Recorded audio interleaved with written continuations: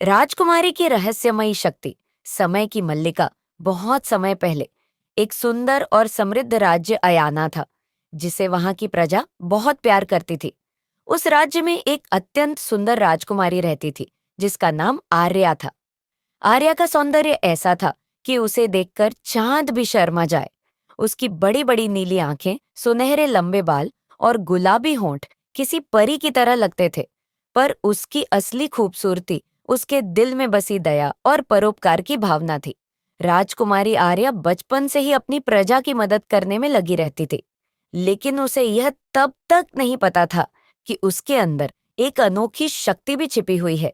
एक दिन जब वह अपने महल के बगीचे में अकेली बैठी थी, उसे एक अजीब सी आवाज सुनाई दी। उस आवाज का पीछा करते हुए वह महल के पुराने तहखाने में पहुंच गई। वहां उसे एक पुरानी रहस्यमयी घड़ी मिली, जो वर्षों से धूल में दबी हुई थी। जैसे ही आर्या ने उस घड़ी को छुआ, उसे अचानक ऐसा लगा कि समय थम गया है। उसने देखा कि पक्षी हवा में ठहर गए हैं, हवाएं रुक गई हैं और महल के सारे सेवक जैसे मूर्तियों की तरह खड़े हैं। घबराहट में उसने घड़ी छोड़ दी और सब कुछ फिर से सामान्य हो गया। धीरे धीरे उसे समझ में आया कि उसके पास समय को नियंत्रित करने की शक्ति है, लेकिन इस रहस्य को उसने किसी को नहीं बताया। आर्या ने अपनी शक्ति का उपयोग केवल छोटे मोटे अच्छे कामों के लिए करना शुरू किया। अगर किसी किसान की फसल खराब हो जाती, तो वह समय पीछे ले जाकर उसे सचेत कर देती। अगर किसी माँ का बच्चा खो जाता, तो वह समय रोककर उसे ढूंढने में मदद करती। वह हमेशा चाहती थी कि उसकी शक्ति किसी को नुकसान पहुंचाने के लिए न हो, इसलिए वह इसे बहुत सोच समझकर इस्तेमाल करती थी। एक दिन एक रहस्यमयी बीमारी राज्य में फैलने लगी। लोग अचानक बेहोश हो रहे थे और कोई भी दवाई या इलाज काम नहीं कर रहा था। राज्य के लोग डर के साए में जीने लगे थे।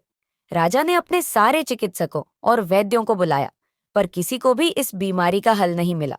राजकुमारी आर्या भी बहुत चिंतित थी।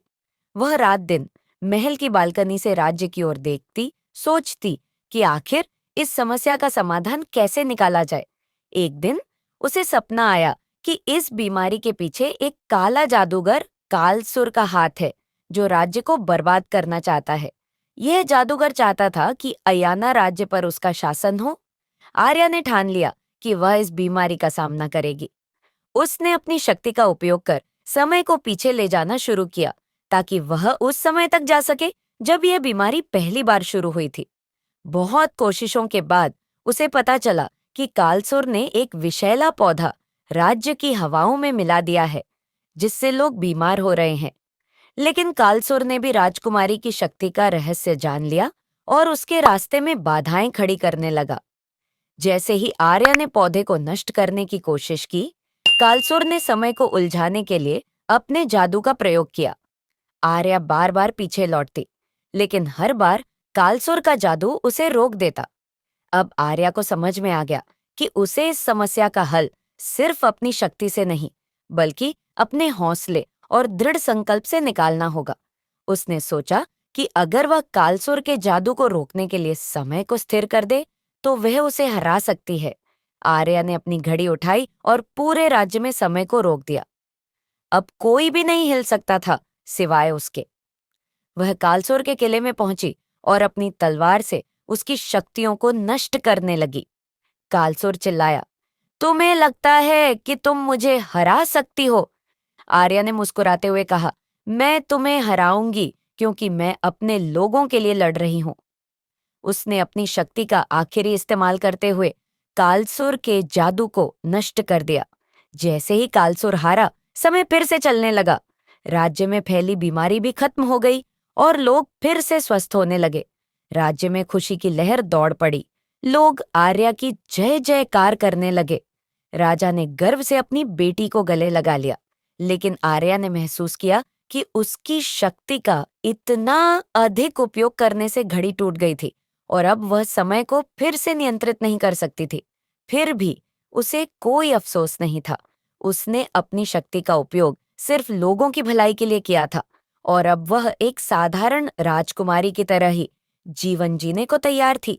राज्य में अब सब कुछ पहले जैसा शांतिपूर्ण हो गया था।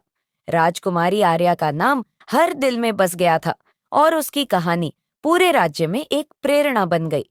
इस प्रकार राजकुमारी आर्या ने यह साबित कर दिया कि असली शक्ति दूसरों की भलाई में है और सच्चे नायक वही होते हैं जो अपनी शक्तियों का उपयोग परोपकार के लिए करते हैं।